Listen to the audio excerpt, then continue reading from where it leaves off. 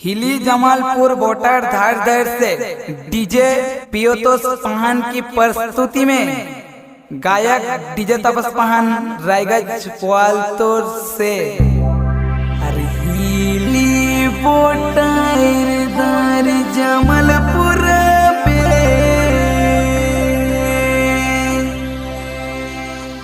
हिली बोटार धार जमालपुर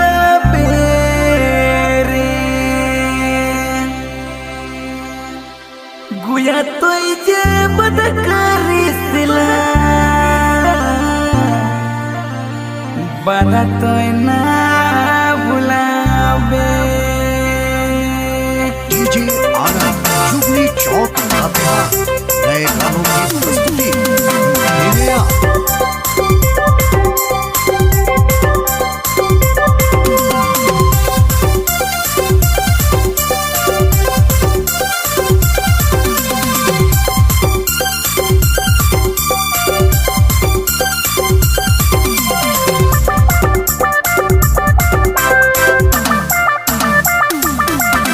मोहब्बत कर जाल में फसले प्यार मोहब्बत कर जाल में फसले डरे डरे डरे डरे कर लो मजबूर से प्यार रे डरे डरे डरे डरे कर लो मजबूर से प्यार रे प्यार मोहब्बत कर जाल में फसले प्यार मोहब्बत कर जाल में फसले डरे डरे डरे डरे कर लो मजबूर से प्यार रे डरे तोर से प्यार रे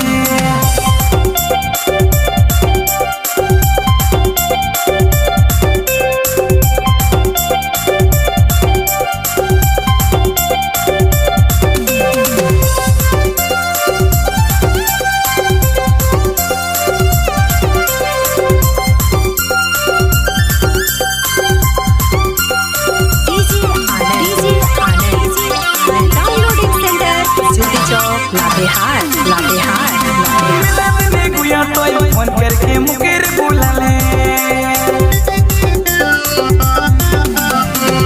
तो जुटू जुटू पता करके तो मिले नहीं आले मिले फोन करके तो मिले ले बुला ले जुटू जुटू पता करके तो गाने मिले नहीं आले सलम तो मुस्कुरा ले सलम तो कामच होय तो मुस्कुरा ले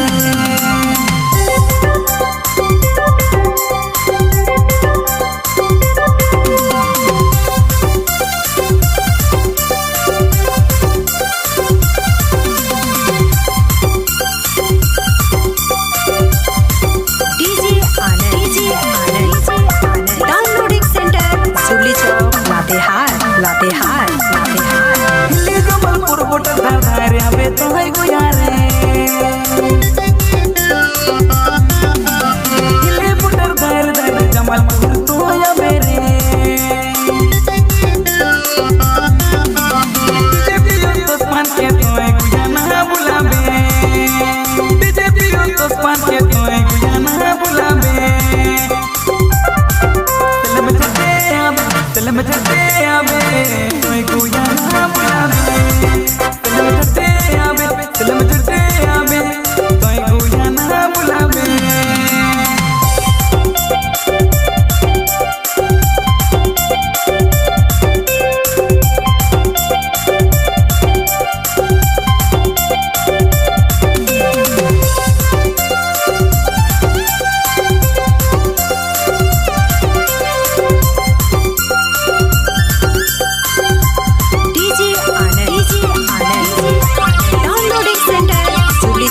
लातेहार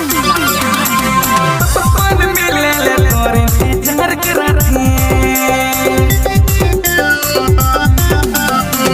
पवन मिले ले तोर इंतजार करती पवन मिले ले तोर इंतजार करती पवन मिले ले तोर इंतजार करती फिल्म आवे रे बाधा तो ना बुलावे फिल्म आवे रे बाधा तो ना बुलावे